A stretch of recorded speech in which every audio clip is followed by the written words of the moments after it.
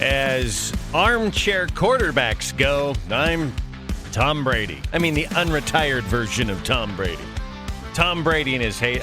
You know what? Let me upgrade that. As armchair quarterbacks go, although you can't say Patrick Mahomes, they lost the Super Bowl. So anyway, welcome. It's good to have you with us. Botched that. Yeah, we have a lot going on. I was thinking about this Stephen A. Smith thing. It's almost like he is the new Democrat trial balloon of the week. But the problem with that is they're pumping out more than one a week. Not quite one a day, but one per week. So I'll get to that, maybe. Do I care all that much? Not really. Do I think Stephen A. Smith will ever be president of the United States? Stephen A. Smith? I don't think so. I probably wouldn't put any money on that. Just don't think that's going to happen. But he thinks he might be, and he thinks he can do the job, which is a prerequisite. If you want to become the president, you need to think that you can be the president. So I won't fault him for that. Also, we have a lot in the last 72 hours with the situation, tragic, terrible, sad situation, infuriating situation in Pocatello. Victor Perez was deemed, the term they use, of course, is brain dead, and his family made that excruciating choice, removing life support Saturday morning, I believe, around 10 o'clock. An hour prior to that, a candlelight vigil was held outside Portneuf Medical Center. And later in the day, and this was very predictable and understandable, a peaceful protest emerged outside of City Hall. And a few hundred yards away, I don't know how far away, on the top of a building, there were police snipers. And they were spotted, and some of the news media was there. The video I saw was Linda Larson and Doug Long. They said, that looks like police on top of that building, and those look like long guns they're holding. So they went inside the police department, and they asked about it, and it was confirmed. And they said, is this standard protocol? And the answer to them was, well, today it is. And apparently they later issued a statement, later said that the FBI had informed them that there was a credible threat.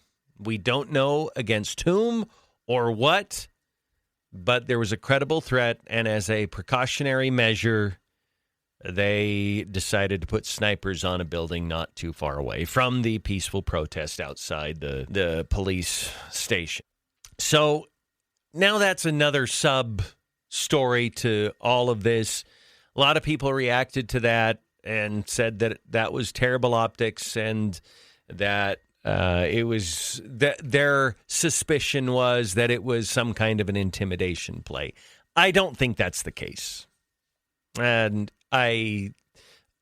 honestly, if it was bad optics, nobody was hurt, nobody was shot, nobody was intimidated by it. And if in fact there was a credible threat, then that's exactly what they should have done. Because you can't really go out and cancel a protest like this. And so they're in a really, really tough spot. I am not going to get worked up over police snipers just with long guns, keeping an eye on things when there's the presence of a credible threat as informed to them by the FBI. So I hope we do find out more, and I will say this in the interest of transparency and press freedom and all of that. I do hope that they give us more information about this credible threat that the FBI informed them about, so that we can understand this to a greater degree. And I would imagine if threats have been made, there's probably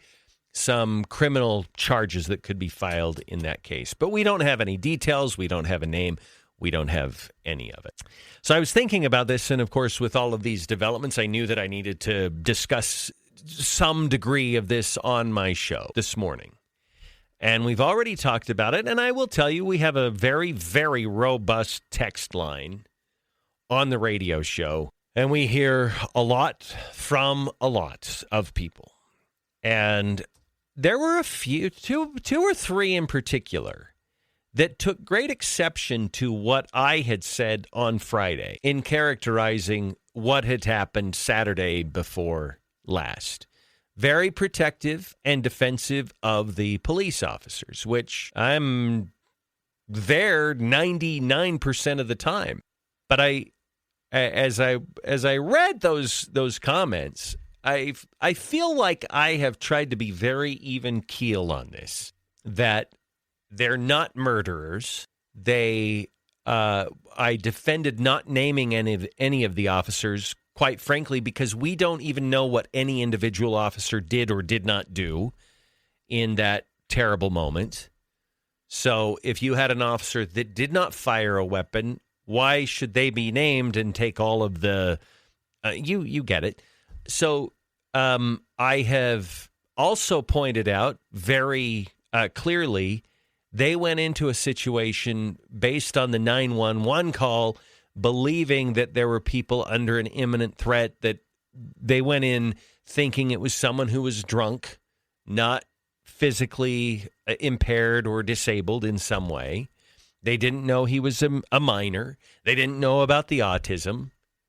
I said all of that in an effort to lower the temperature. The point that got people upset, apparently, was when I said we need to have a situation, not a situation, we need to have training so that in situations like these, a 17-year-old kid with autism doesn't end up dead.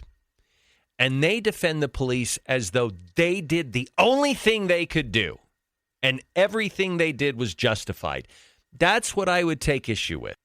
I believe it could have turned out better. And I believe that if you'll set your biases aside, your loyalties aside, and just look at the situation for what it was, if you ask the question, if upon arrival the police officers had scanned the situation, recognized nobody was under any kind of an impending threat, that the approach did not need to be 4 officers immediately drawing weapons and screaming at the young man. That's the point that I would make. And that's a training issue. That's when you prioritize de-escalation, yes, be ready to fire that weapon when there is that impending immediate threat. But when they pulled up, the young man was lying on the lawn. And you had a guy fairly casually leaning against the fence. And that's the point in all of this. Now, you can send your disagreeing text. That's fine. I have no problem with that, but I'm probably not going to budge on this. I think we can explain what those officers did, but we can also have the opinion things could have turned out differently if they had handled it differently, and I believe they could have handled it differently. And I'm guessing, again, we're all sort of guessing here and speculating and wondering. My hunch is that when the interagency task force investigation is done, that will be part of their conclusion, is that the officers did not read the situation as well as they could have, and they did not prioritize de-escalation as well as they could have. So you have that. We also, again, I don't want to spend a ton of time on this because we know what we know right now. And we're awaiting the investigation. We're awaiting what to find out. I think right now I want to end on this note. Please pray for the family of this young man primarily. They are in a world of hurt right now. If you have it, if you're able to donate, they're going to need some financial help to get through this. They've got, obviously, they're going to have a funeral to pay for and expenses to deal with. So I would include them in your prayers. I would also include, and this may anger some people, pray for the police officers and pray for their families. None of this is easy for anybody to deal with. So there, we'll leave it there. All right. Lots of politics to get to today. Donald Trump continues to just roll forward. We're now up to 130 countries. A few days ago, it was 90. 90 nations had reached out almost within hours, like a couple of days. That the countries had reached out and said, okay, 10% tariff, we'll negotiate, and we understand. And they reached out. They don't want to lose the United States as a customer. Nobody does. We buy a lot of crap from a lot of countries, and nobody wants to lose the United States as a customer. So it's now up to 130 countries. You realize, doing the quick math here, and by the way, I didn't have Common Core, went to public school, and I can tell you 130 countries is about 2/3 of the countries in the United States. But man, the Democrats need this to result in economic disaster. They have put so many eggs in the tariffs equals Great Depression basket. They are pretending that's what's happening. They are proceeding as though that's what's happening. They have created this little world in their little minds, or in the little vacant space where their mind should be, that the tariffs by Donald Trump are leading to the Great Depression. And it just isn't the case. And quite frankly, the polling shows that America is in support. I feel like it's cautious support because we're still in the thick of it and we're in the middle of it. And there's a lot of uncertainty remaining. So you have all of that happening. And they're just, they've lost their minds. This is Chuck Todd. He was on CNN over the weekend. Listen to how he's characterizing the Trump tariffs. The comparison I'm making right now is a comparison to the week that I think was the beginning of the end of the Biden presidency, which was the botched withdrawal from Afghanistan, because this week could have that kind of impact. At that point, once Joe Biden lost the competence question of people, because the Afghanistan issue really hurt him harder because the core competency voters thought Joe Biden had was on national security. So when it was like, whoa, he's messing that up, it started to erode confidence in everything else. It was a major turning point for his whole presidency. And he never recovers from it. Are you bleeping kidding me? Imposing tariffs is being compared to 13 Marines dead. Others died as well. It was one of the biggest foreign policy disasters in history that will reverberate for a long time. And we had the stock market fluctuate a little bit. I mean, okay, a lot for a few days. And he thinks this is Donald Trump's Afghanistan. So I have my own explanation for this. I think that there is a problem with the broken liberal brain, which is they can't distinguish what they want in terms of what they want to be true from what is the truth. And in this case, what isn't the truth. Chuck Todd wants so badly for these tariffs to destroy the economy and to be so optically disastrous for Donald Trump that it is equivalent to Joe Biden's completely botched withdrawal from Afghanistan. And in fact, if you go back, wasn't it the Biden administration with Karine Jean-Pierre? I think it was Karine. It might have been Peppermint Patty at that time. I can't remember. But they said it was an incredibly successful operation. Did they not? I thought that's what they were, if they were saying. So anyway, that is remarkable. But what's fascinating is the American public doesn't look like that. Brad Todd, CNN. This week, you saw a lot more clarity heading into the goal, which is get tough on China, be open to negotiate with other countries. If President Trump will sell this as a fairness issue, Americans are going to be with him. That CBS poll indicates a majority support his goals on this. Germany shouldn't be taxing our cars at 100% when we tax theirs at a quarter of that. Mm-hmm. It's a basic level of fairness. You know, and Democrats, for their part, this is a big chance for them. Like Elizabeth Warren, who you had on the show earlier, she's been for tariffs her whole life, but she hates Donald Trump more than she likes the things she believes in. It's a big chance. Joe Biden added tariffs to electric vehicles and solar panels and steel and aluminum. Democrats need to work with Donald Trump to crack down on China. Okay. Yeah, you have that. But they won't. Democrats will not. For some reason, it's right. Donald Trump, his numbers are staying high, largely with the American people. They're still doing quite well. I don't have the numbers in front of me, but they're doing well. So you have Gretchen Whitmer, the governor of Michigan. She goes to the White House over the weekend.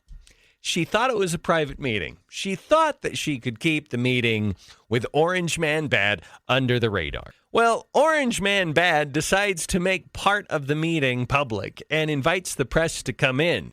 And Gretchen Whitmer, Governor Whitmer, not wanting to be seen with Orange Man Bad, covers her face. It's almost like we've all seen this when they do the perp walk in a criminal case, and you have the criminal cover their face, and they hold their hands up so the cameras cannot take a clear shot of their face.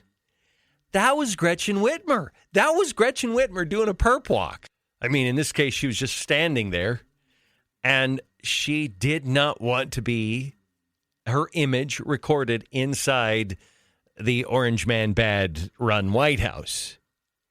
It's hilarious. Now, I don't know if it was a joke for her. I hope we get broader context, but I think that it was actually genuine. I think she put that folder up because she really did not want her people, and maybe herself, but her people hate Donald Trump that much that she felt the need to do what they do during a perp walk, which is obscure my face from the cameras. Because I don't want to be associated with this. I don't want this harming my sterling reputation.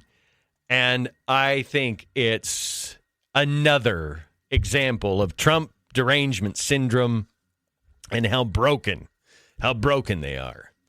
We'll be back. It's 8:25 on News Talk 1079. Little over a half an hour away, Representative Wendy Horman will join us for the 9 o'clock hour. We're going to talk about what I think is a truly landmark legislative session, a lot accomplished. And if you're a conservative, you can't help but be quite pleased with the outcome of this last legislative session. We'll have more on that later. We'll be back after a quick break. Hey, it's Brad from Now 105.1 and QP99. I'm in the studio here. I love our studios, by the way. Ranger Rick back there. There's Neal and Julie doing their thing. Hey, when you want to advertise on the radio, what do? You call the radio station, right? But what do you do when you want to advertise on Facebook and Instagram and Hulu and Disney Plus and Peacock and the other TV streaming services? You can kind of click around on them and make guesses or read books or take courses online on how to do that advertising. Or you could call us at the radio station. At Sandhill Media, we take care of your local radio and digital marketing. So reach out to us at sandhillmediagroup.com and we'll make sure that your message gets heard and seen wherever your customers are. People have walked up to me, including my own pastor, for crying out loud, who has said to me, you don't know what God has planned for you. At least show the respect to the people who believe in you, who respect you, who believe that you can make a difference in this country, to leave the door open for any possibilities 2 to 3 years down the line. All right, it's 8:31 on News Talk 1079. Can I talk about the Stephen A. Smith thing for just a minute? I know I referenced it at the open of the show, but this is the latest float. This is the idea that they're putting out there to see how's this going to go over, because right now we got absolutely nobody to match up against a whole lineup of viable big names in the Republican Party. And they're panicking, and they should. They truly should, especially if they don't perform well next year in the midterms. It's going to be super, super ugly. But I thought about this. There's a clip. Let me see. He really goes after the Democrat Party And here's one. Unless things become disastrous economically, the fact of the matter is the American people have already said during the last election he's a bit more normal or closer to normal than the Democratic Party. And that's where the real problem lies. It's not it might be a two-party system, but there's only one party running this country right now because the Democrats have no muscle whatsoever. Okay, but he presumably is going to run as a Democrat. So how is it that your line is, I don't like either party? I don't like either one. In fact, that's essentially what he says here. I would hope somebody else would step up that's more qualified than me. But if it has to come down to me, it is something I would consider. Yes, I would, because I don't mind the thought of tussling with these folks at all, on the left or the right. All of them disgust me, to be quite honest with you. Okay, you all disgust me, but I'm going to be a Democrat. I mean, how does that work? If you're being intellectually honest, if all of them disgust you, then you run as an independent. And maybe, I don't know, maybe he will. Maybe he will, but the context that I'm feeling, the vibe that I'm feeling with Stephen A. Smith is that he'll be the Democrat that can step up and be better than all the other Democrats. And that's how, and sort of this self-assigned title of savior of the Democrat Party. That's a weird deal. Like, I don't really understand that psychology at all because he's always been a sports guy. And I'll be honest with you, I am not the most prolific watcher of ESPN.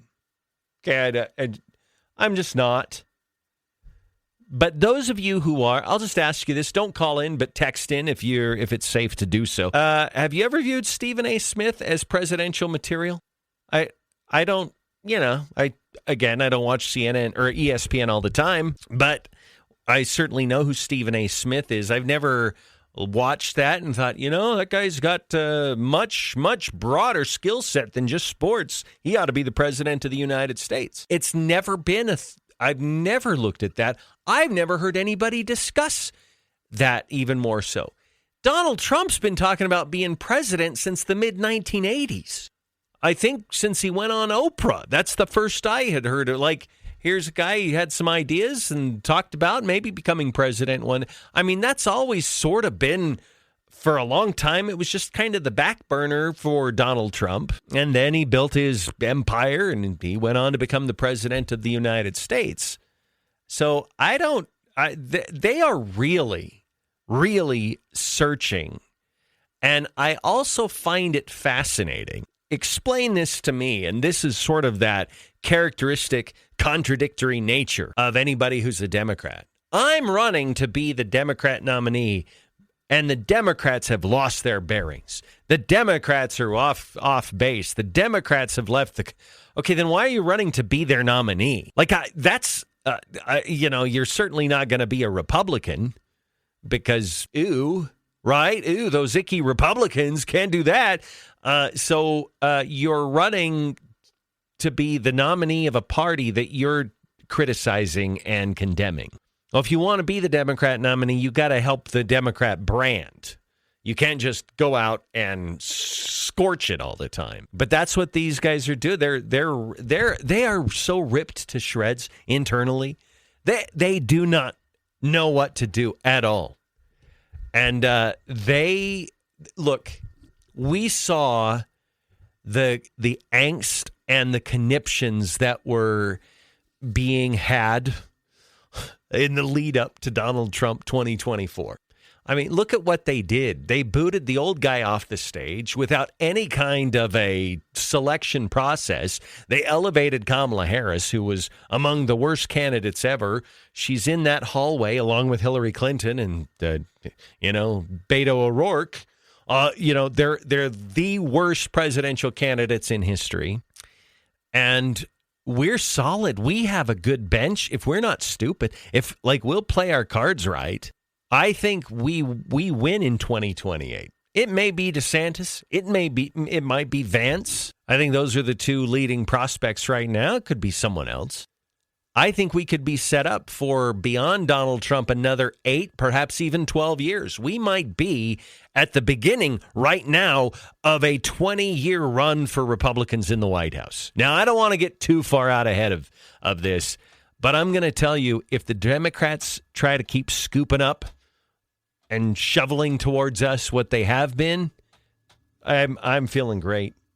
I mean, I get tired of it like anybody else, but there is a silver lining to that mess, which is it makes Republicans much more electable. We'll be back. It's 8:37 on News Talk 1079. It's 8:43 on News Talk 1079. Remember when Trump came into power and the emergence of QAnon happened? That was sort of the far corner of conspiratorial internet. And all sorts of things were pumped out by that. Apparently, there's a group sort of, it's mocking QAnon called BlueAnon, and it's mocking all of the conspiracy theorists on the left. There's a new one out. I hadn't even heard about this, which I usually will because I have this affinity for conspiracy theories, not an affinity for believing them, but an affinity for knowing what they are, understanding them, and examining why they're happening and the psychological reasons for it. But apparently the left believes that Donald Trump is going to declare martial law on April 20th, which, hey, that's now less than a week away.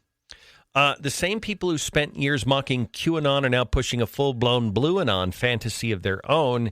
Apparently, James Carville is the source of the hysteria. On a recent episode of Politics War Room, Carville was asked whether Trump was trying to provoke enough unrest to declare martial law and suspend the 2026 elections. You're so correct to be concerned about this. It's getting worse by the day. It is not going to stop getting worse, and we ought to be on high alert. Okay, well, Carville is a nut job.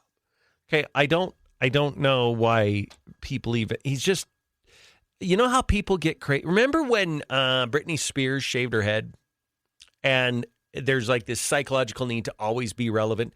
This is, he doesn't have any hair to shave, but this is figuratively James Carville shaving his head and putting out these ridiculous claims about this. And people are buying it. If you go through, and these are clear, like there's some X account.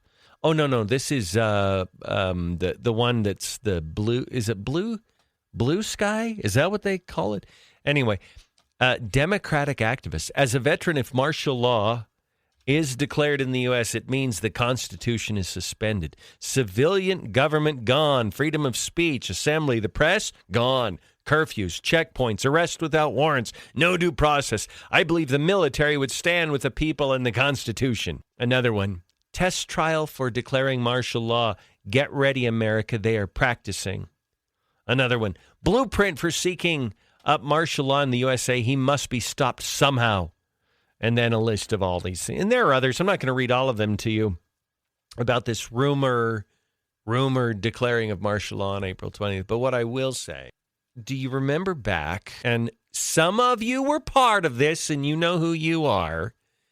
You thought all during the the Clinton presidency that he was going to declare martial law. Remember that?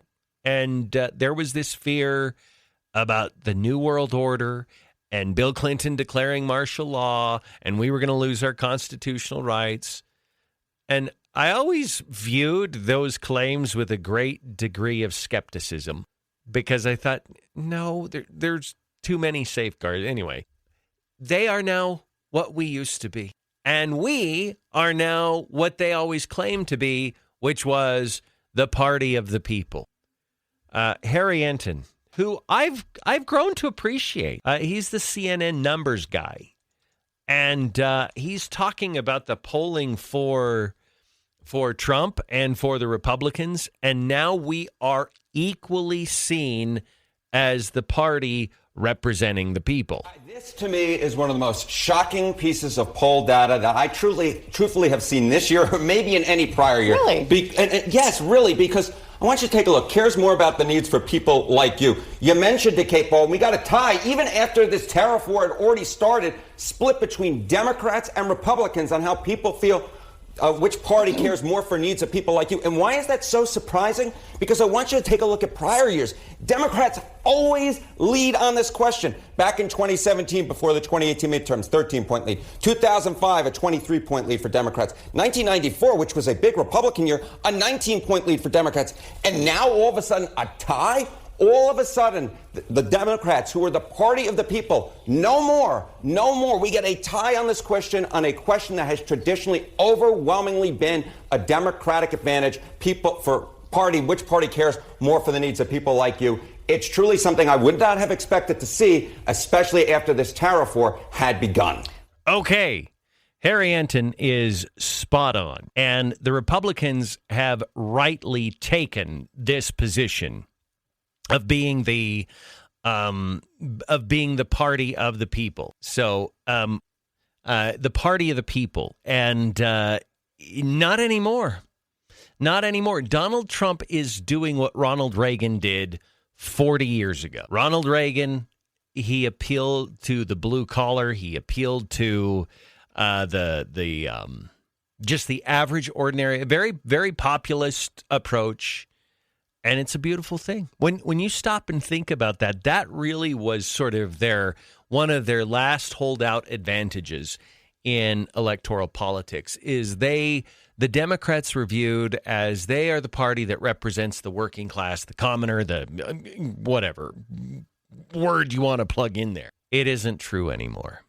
And I believe I'd love to give all the credit to Donald Trump because he really has resonated with the working class. I think, obviously, some of the credit should go to Donald Trump. But I will tell you, the lion's share of the credit is actually the Democrats themselves because they moved some eggs from we appeal to the working class family over to the transgender ideology basket, over to the DEI basket, over to the intersectionality politics basket. And that's almost a zero-sum game that you can't maintain one and also have the other. You've got to choose. If you want to be a complete lefty nut job on everything gender and race, then you're going to lose a significant chunk of support from average, ordinary Americans who believe, rightly so, that is nonsense. If you want to stake out the position that it's okay for boys and men to compete against girls and women, then you're going to lose a good chunk of just the working class, average, ordinary American.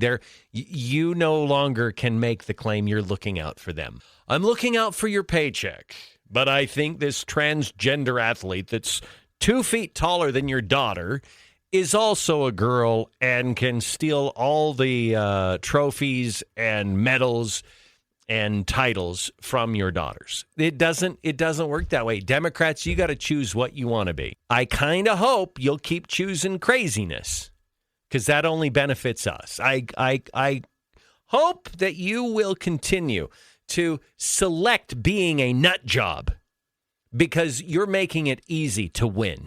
So keep it up. You can own that territory if you want. You can try to make that case if you want, but it almost becomes not even fun anymore in the spirit of it being so easy.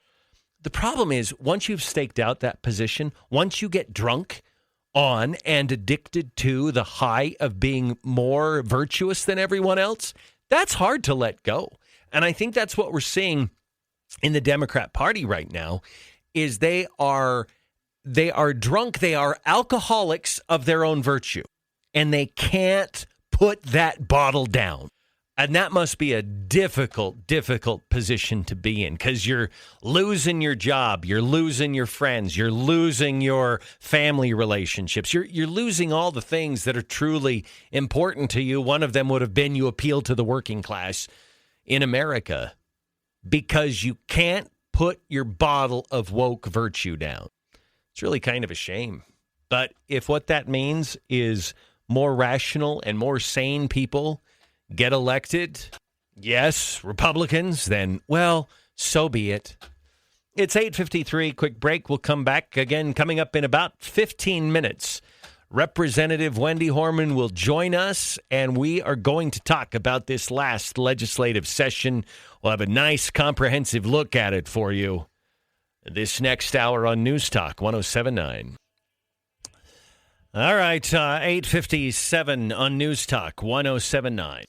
So over the weekend, I finally got to step one. I'm still well within the window, but step one of the 4-step lawn program from Town and Country Gardens. Step one, of course, is the humates. And super easy. Every bag covers about 5,000 square feet.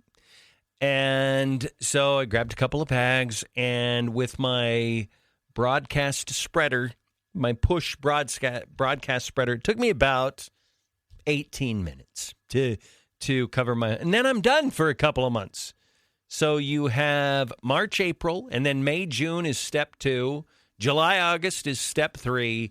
And then you can skip September, and then October, November, you do the winterizer, and that is step 4. It's that easy, and it's that simple, and it's just 4 easy steps that you should apply every year. And by the way, don't feel like you're too late. Even if you're in the middle of the summer, you could start this. But I would suggest that you start now, because why not have a beautiful lawn right now? So put the humates down, and then wait a couple months, and you can put the other stuff down. And then you just water and mow like you normally would, and that's what your lawn needs. Now, the occasional power raking or aerating, you'd still want to do that as well. But in terms of just having healthy, lush green grass, that's what the 4-step lawn program is for. They also have all of your other needs at Town and Country Gardens. If you need seeds for your vegetable or flower garden, they've got that. If you want some nice hanging baskets, they're going to have those as well. Swing by across from the malt plant south of Idaho Falls on the Yellowstone Highway. We'll be back. Hour 2, Wendy Horman coming up. And we're back. It's 9:07 on News Talk 107.9. And joining me in studio this hour is Representative Wendy Horman. Could you hear okay, or was it too loud? It was too loud. Okay. I'll go without. I can actually turn it down for you if you want. So if you want them on, either way. Okay. So, but Wendy, welcome. It's good to have you here this morning. Great to be here. This is fun. Well, legislative session, which looking back on it, it felt like it took a little while to get things going, but that's pretty typical. And then there was this drumbeat of legislation that was getting passed and signed, and you look back in retrospect, it was a fantastic legislative session for conservatives. I agree. Certainly the strongest one that I've been a part of in 13 years. We started strong with introducing tax cuts and school choice early on. We actually got those through surprisingly quickly at the beginning of the session. And then you're right, it was a drumbeat of constant conservative ideas that have been maybe held back for years that we're able to get through the process this year. You sent me a piece, Julie, that you actually penned a week ago about JFAC. And the headline was, "It was dedicated, diligent, and determined during the 2025 session." That's not a headline you're all that accustomed to when it comes to the media reporting on JFAC. No, in fact, the editor, I said that to several outlets, and Jennifer Swindell at Idaho Ed News said, I couldn't resist making that the headline because you said there would never be a headline. And she said, I'll change it if you want. And I'm like, no, go ahead and leave it. So you tricked the media into a favorable headline. Congratulations. There That's you good. go. Yeah, no, there was so much misinformation out there about what was going on in JFAC. You know, the headlines were literally dysfunction, deadlock, delay. And it is true that the legislative process sometimes runs into speed bumps, and JFAC was not immune from that. There were some big spenders on the committee this year that were protesting how we vote and how many people should vote to create a majority, and claiming that we weren't operating under any rules, which is just completely false. Yeah. But that's what grabbed the headlines. And so I thought it was important to get the story out there about the budget this year. It's not usually a headline grabbing event, the budget. It's not sexy. It's just a lot of work. It's a lot of grinding work out there, but it's the people's money. And so it's our role to make sure it's being spent in a transparent and accountable way, and that we're seeking results for taxpayers. Remind our listeners, Representative, how the way you do budgeting shifted a couple of years ago. I think it was 2 years ago, where you separated each budget really into two budgets. And instead of having it all be one big budget, you had what was called a maintenance budget, which was, this is basically what you need. If we were to make a family analogy, you got to pay the power. You've got to keep the lights on and heat, and you have to pay your car payment, and you have to have groceries and those basics. But if there's additional, if there's more perks, if there's, you want that new cable package or whatever, that's a supplemental add-on. And you divided those out. Not everybody liked that. In fact, they pushed back pretty hard. But it appears to be an approach that, for those of us who like limited government, it appears to be working. I couldn't agree more. There was a ton of pushback. Senator Groh and I became co-chairs of JFAC 3 years ago, and we instituted some changes in the hearing process our first year. But it was the second year where we were really able to start focusing on how can we limit the growth of government in spending. And so we did. We separated out basically what an agency received the last year, plus increases for salary and benefits, and then really able to focus in on that growth so we could limit it in appropriate cases. And we did that this year. Maintenance spending was 5% of the increase. So all of general government really only increased 1.8%. That's really nothing short of a miracle. But separating those budgets out, and you still have people that are mad about that, and they are on JFAC still. Yeah. And so they, tried to do everything they could to complain about the process and protest. And I had to gavel down a gentleman that was trying to take over the meeting, speak over the chairman. I gavelled him down.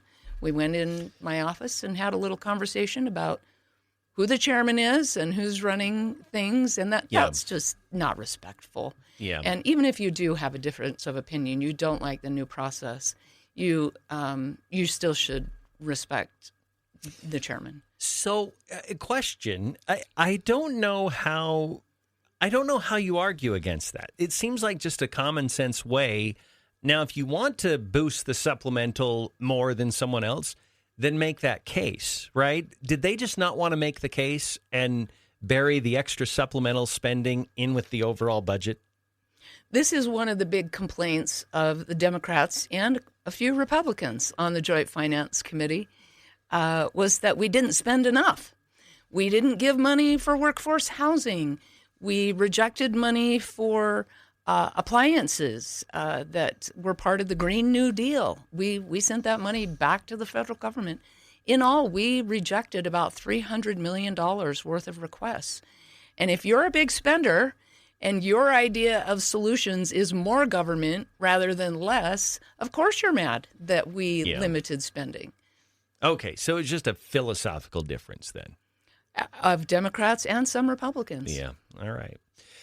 We are talking with Representative Wendy Horman. If you'd like to reach us, send a text, and I'll filter through those and relay your questions to Representative Horman, 208-542-1079. I know this was your signature bill, and you've absolutely won me over with the parental choice fight that you've gone through over the last couple of years. And I love your somewhat sarcastic, no, just blatantly sarcastic reference to the end of Western civilization as we know it. You're assuring everyone it's not the end. It's $50 million out of a multi-billion-dollar scope, and it doesn't even take from that multi-billion-dollar budget. How's that going? And I guess lay out the implementation of that over the next year. Super excited about House Bill 93, the Idaho Parental Choice Tax Credit. It's for families of modest means, below 300% of the federal poverty level, to be able to send their child to a school that best meets their needs. Mm-hmm. And this has been something I've been working on for so many years. And so to finally get it across the finish line, I think it will make a big difference in the lives of children. But to hear the hyperbole from the teachers union and Democrats and even some Republicans that, this will destroy public schools. It will, again, in my sarcastic reference, the end of the world in Western civilization, they're really framing it that way. But fortunately, we weren't on the Mayflower. Lots of other states have already done this. Mm-hmm. And you can see that rural schools still exist in those states. Public schools still exist in those states. And so it's just not accurate representation of what's going to happen. What is going to happen is maybe 1% to 2% of students might leave the public schools, or it might be those of very modest incomes that are already in private schools, or maybe those that want to start a micro school. I met with a couple that were in town for the Farm Bureau meetings. They run an agricultural preschool here in the region, and it's an experiential learning. You go to the farm and you learn. Mm-hmm. And their families have wanted them to expand into kindergarten, first, second grade for years. This is going to enable some real innovation in the education space for kindergartners. Kindergartners have a hard time sitting for 2.5 hours, or even the full day, I think is even worse for 5-year-olds. Yeah. But if you could go to a farm and learn, and that's your kindergarten, right? We have families that I think are going to become education entrepreneurs with this. We still invested $400 million in public schools, even though there's only 100 more kids this year than there was last year. So there's a big demographic shift happening in public schools right now. The senior class that's leaving is larger than the incoming kindergarten and first grade classes. So there's a natural reduction of the kids that we're going to have. And yet we still invested $400 million new dollars in the public school system. So it's just not accurate to say that, you have to support one or the other. You can support both. I have, and so did the legislature. So let's talk about that $400 million in new funding. Clearly that had to go through JFAC, which you co-chair. And I think back, let's go back in time a little bit. The IEA, through their PAC, spent tens of thousands of dollars to try to defeat you. True. How does that all play out that you're in JFAC and you do cherish education? You just think we can be more creative. We can be more innovative. We can have different approaches to education, but you want every kid in Idaho to get a good education, or else you wouldn't have allowed $400 million in new funding to go toward public education in Idaho. How does my mind can't even process that relationship, because they spent so much money to try and oust you, but yet you're still a friend to, well, I would imagine they'd be happy about $400 million in new education. I don't even know what to ask, but I'm sure you have some thoughts on this. They spent more against me and in favor of my opponent than they spent in all the other races combined. Oh, wow. And so I think I was listening to your show earlier this morning, and you or someone said they hate Trump so much. You were talking about tariffs, I think. Yeah. And they hate him so much that they're going against their own principles. When I say I want an excellent education for every child, no matter where they're learning, that includes public schools. And I have a 30-plus year record of supporting public schools in this community. But their hatred of what I stand for, of supporting education for all kids in all settings, outweighs their ability to look logically at what we actually did. And I don't understand that mindset. It doesn't resonate with me.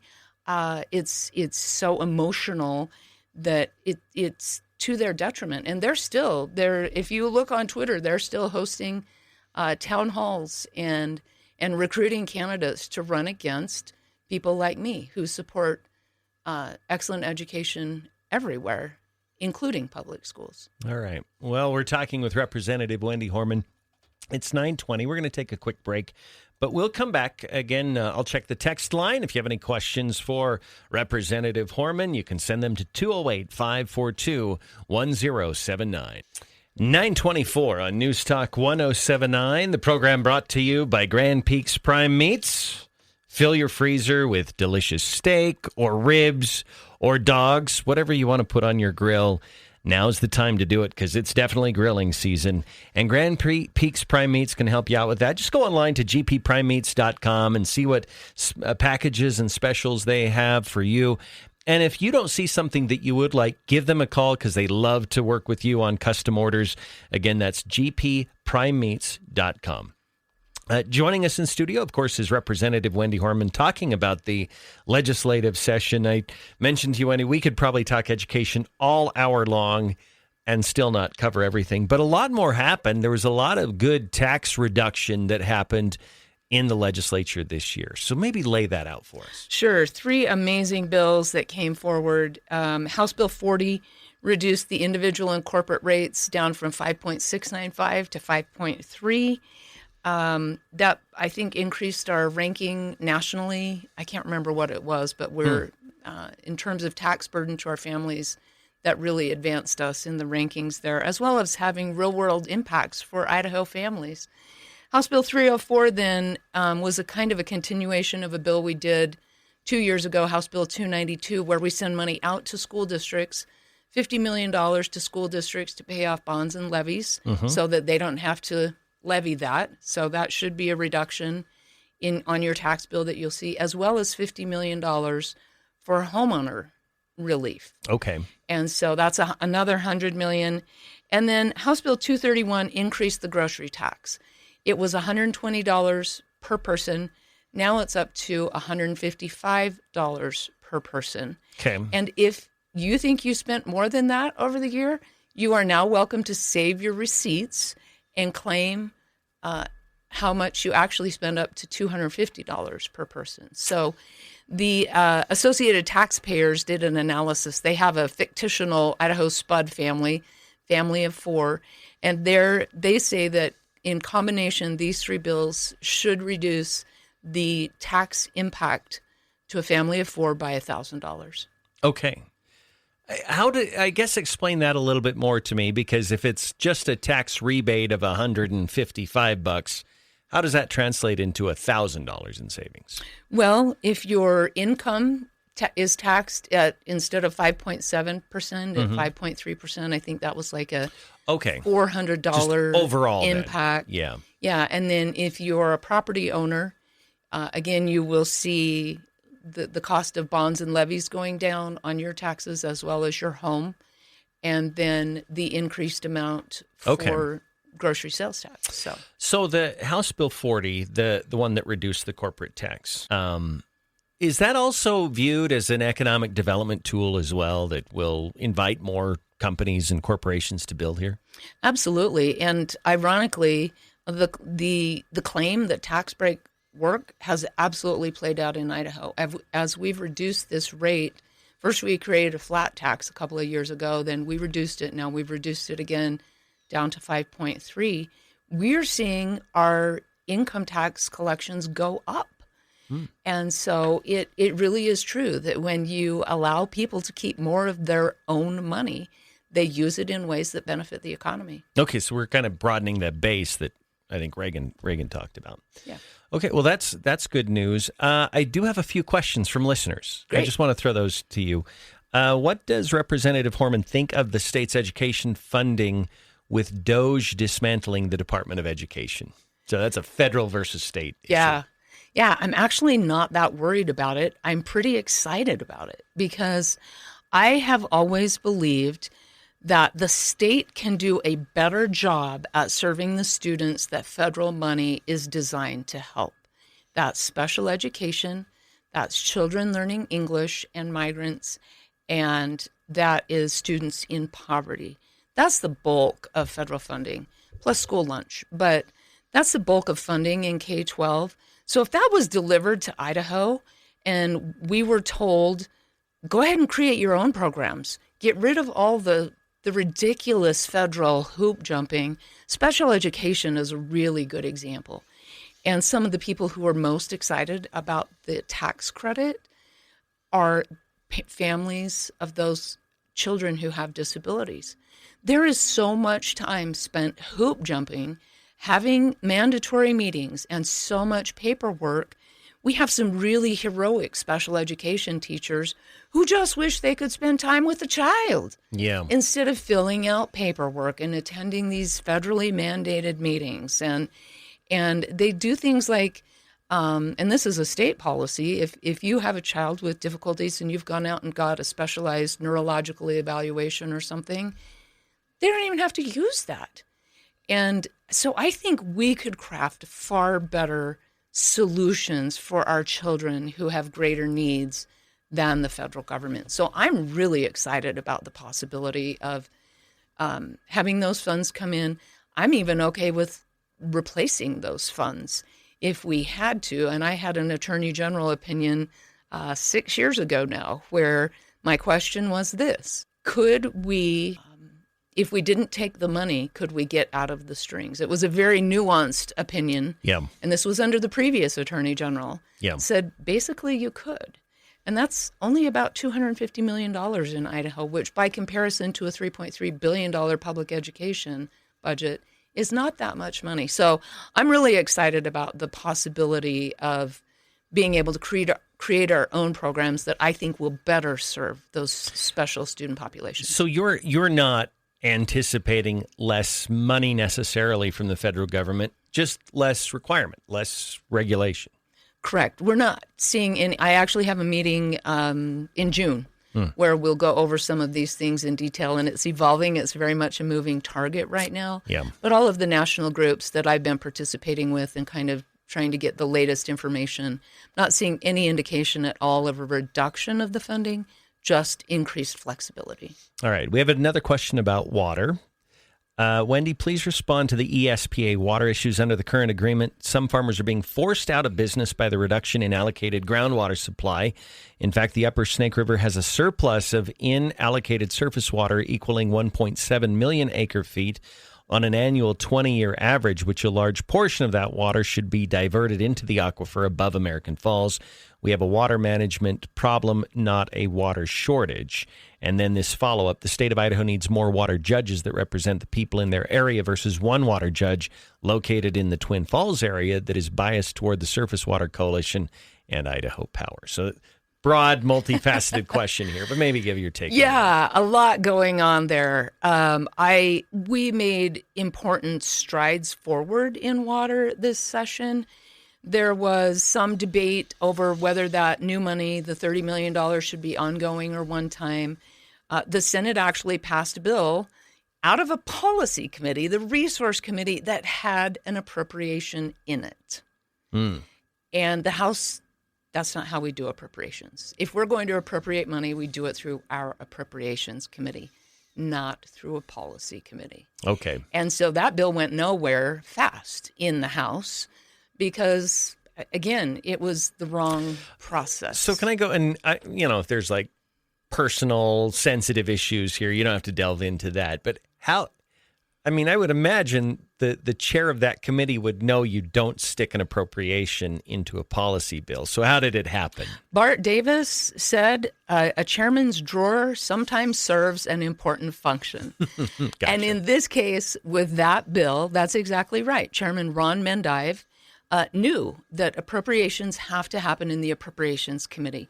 Now, the Senate had a different opinion on that, and that's fine. No judgment there at all. But the House has got a bright line between policy and appropriation. Appropriations can set fiscal policy, but it would be like us passing a policy bill in the Appropriations Committee. That's not our job except for fiscal policy. Although I will say, because I don't remember who did the writing on this, but weren't you accused of that in JFAC, the reverse argument was happening, that you were setting policy when really it's clearly just your job to fund the government in the bills that do get passed? 100%. There were people who were very uncomfortable that we were setting fiscal policy, which is our job. So anytime we put intent language in there, we put conditions, limitations, and restrictions on the use of the funds. I'll use the example from Health and Welfare about 4 years ago. We gave them money for learning loss during the pandemic. Very specific conditions, ages, in person, and they paved parking lots and put roofs on buildings. That's a misuse of public funds, and there's still a criminal investigation ongoing over that situation. And so it's our job, literally, to put conditions, limitations, and restrictions on the use of the funds. Yeah. And then it's also our job to set fiscal policy. And we do that through language in appropriation bills. We can also ask for reports. We caused quite a stir this year by asking the Department of Labor to provide us a report on the potential costs and benefits of using E-Verify, for example. People lost their minds. But that's the role of JFAC, is to learn about good policy so we can make good funding decisions and ask for these reports back. We're not setting policy. What we're doing is asking for reports back of how that policy would impact the appropriation process. So yes, there were some criticisms from folks who didn't like that we were demanding transparency and accountability for taxpayer funding. Yeah. So, I mean, there's a dance there, right? Like there's part of this where, how what you just described may impact the policy, but that's not your primary goal. No, our primary goal is to get information back so that we can set good fiscal policy. Water is a really good example of this. The state of Idaho has invested almost $600 million over the last 5 fiscal years in water projects. Almost none of that money has come to the East Snake Plain for storage and recharge. Yeah. Very, very limited. $14 million in one case, and then about another $10 million somewhere else. But out of $600 million, that's almost no money. So I was very adamant that this year it's East Idaho's turn, and that this $30 million needs to be dedicated toward the success of the 2024 settlement agreement. And boy, I ran into some serious resistance that we would insist through our intent language that the money goes to these areas that's necessary, even if it all went to eastern Idaho. Mostly people downriver benefit from it, right? Our farmers want to deliver the water that we owe. Yeah. But it's a matter of how do we do that? And so I negotiated a deal with the lieutenant governor and others that I would agree to ongoing funding if all the money this year was dedicated toward the success of the 2024 agreement in East Snake Plain and in the Magic Valley. And so it was a great compromise, a great win for this area. It is literally a drop in the bucket of what we need to do. Brian Murdoch has an outstanding post on Facebook right now talking about all the water that's going downriver right now simply because we have no ability to capture it. And that's, a problem. Just a little addendum question. We do have to break here in a moment, but is that going to increase talks about rebuilding the Teton Dam and creating more storage here in East Idaho? Absolutely. That's what that money needs to be used for, is exactly those types of projects. Now, the Teton Dam is a massive project that would take probably hundreds of millions of dollars to accomplish. But JFAC always has interim meetings. And this year in May, we'll be having our interim meeting here in eastern Idaho. So we'll be visiting College of Eastern Idaho. We'll be visiting INL. Also on that tour schedule is a visit to the Teton Dam site and the Ryrie Recharge site. So we'll be making water a big part of our conversation when we're here in town in May. All right, 938-208-542-1079. If you have any questions, text them in for Representative Wendy Horman, and we'll be back after the news right here. 9:44 on News Talk 107.9. Representative Wendy Horman joining me in studio this morning.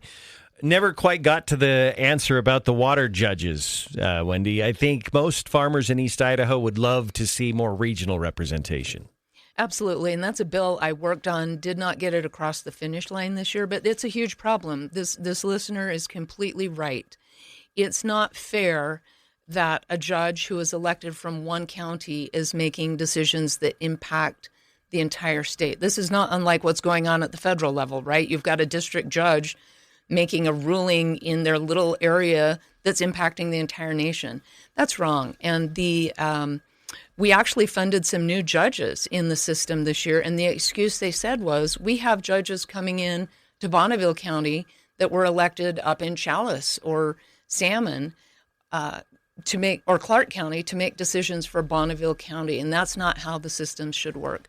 So that is an important fix that needs to happen, and I will continue to work on that next session. Okay, and I feel like this whole water issue is just an ongoing work in progress. Like, it's never going to be a fully settled issue. I completely agree. It's one of those things that we're going to just have to work on and improve over time. Yeah.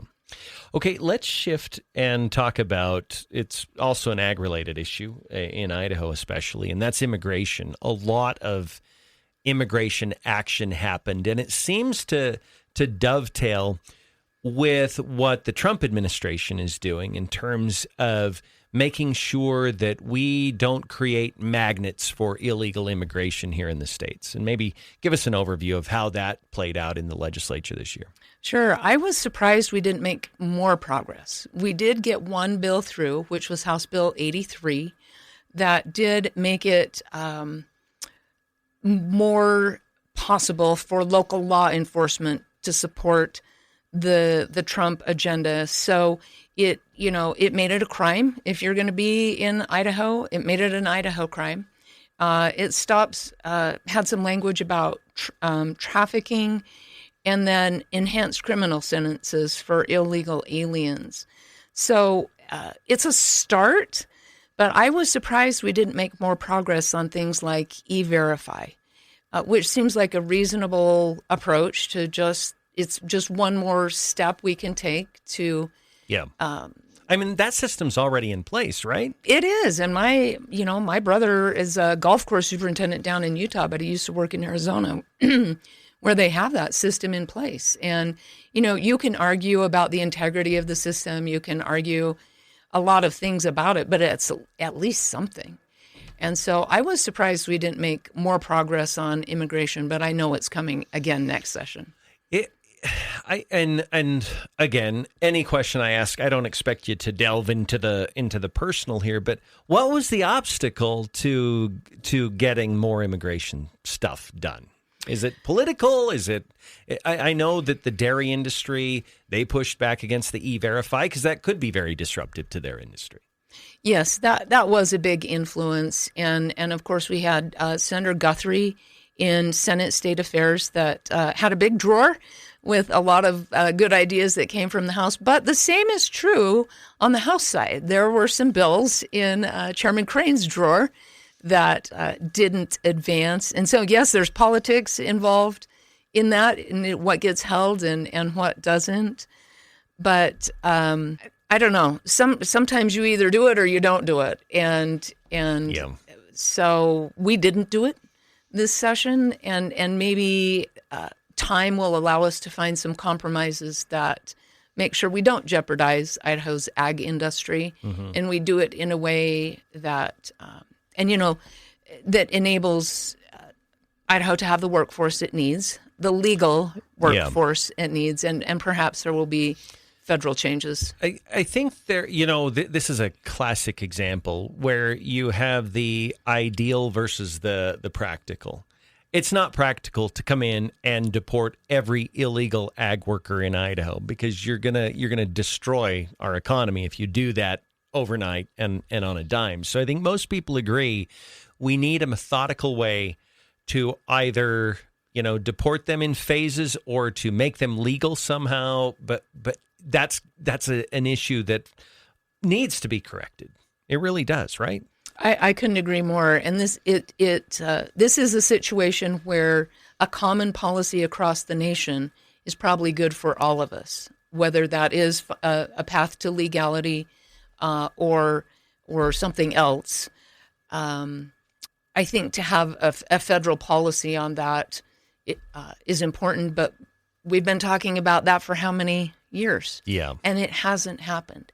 So if it hasn't, I think the Trump administration's focus on criminal illegal aliens is a good first step, and we've seen that play out here in Idaho in a couple of instances at least. And we'll see what evolves, and you can bet we'll be ready for the 2026 session one way or another. Yeah, hit the ground running there. One other issue where I think Idaho is sort of dovetailing or at least mirroring what the federal government is doing. Idaho now has its own DOJ task force. What do you expect from that? I think that was created post-session, correct?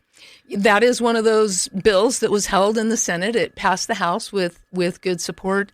I supported the second version of that because the first version that I saw from Representative Jaron Crane had budget stuff in it. And I said, Jaron, we're already doing that. JFAC is DOGE. We've been DOGE for several years now. Yeah. And so he changed it to his credit, and then it was held in the Senate. So what the House and Senate leadership did was create kind of a task force, which you don't have to have legislation to do, that will focus on efficiencies in government, bureaucracies, and a couple of other things that are DOGE-like, if you will. But so I think we'll be ready for more progress on the JFAC side of the House. We have created a new tool called Base Builder. So all the spending in those maintenance budgets that we haven't had great visibility into, we will now have a tool. This will debut at our May meeting here in Idaho Falls, where we can go in and see what's in the base. Maybe we funded a contract 5 years ago that doesn't exist anymore, but we're still giving you the money. Maybe we funded money for a building for you to occupy 10 years ago that's empty now, and yet we're still giving you the money. So this new tool, Base Builder, is really going to give us that ability to go into the base and start examining those funds and where we can make cuts and trims. One of the things that Elon Musk has talked about is how someone asked him, where are you finding this? And he said, everywhere. It's everywhere. If you look, there's inefficiency, or there's fraud, or there's abuse of the system. It's everywhere. I would hope that it's not as rampant in Idaho's government budget, but it sounds like you're pretty confident that there are things that you will find if you dive deep into those maintenance budgets. Absolutely, there will be. And I'm not saying it's misuse of public funds. I'm just saying this is the way the process has worked for so long that they haven't had to be accountable for funds that they were given for X many years ago, but are now being spent on Y.